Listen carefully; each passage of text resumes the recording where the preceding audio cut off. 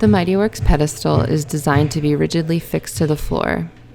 First, a plumb bob is hung at 2 points along the center of the OptiGlide to construct a chalk center line on the floor. It's important to make sure that the long side of the pedestal is parallel to the length of the OptiGlide and centered so that the chart remains optically centered along the entire length of travel.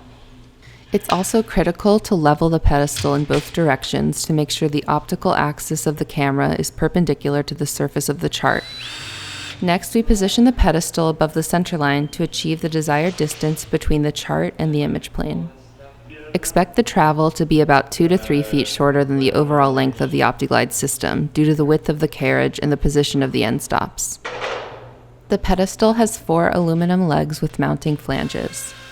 With the pedestal position decided, fix the mounting flanges to the floor with screws. For wood floors, screws can be installed directly. For cement floors, pre-drill holes for cement anchor bolts. Using a template centered on the center line, drill holes in the floor with a carbide-tipped drill. Vacuum the holes while drilling to prevent drill bit breakage.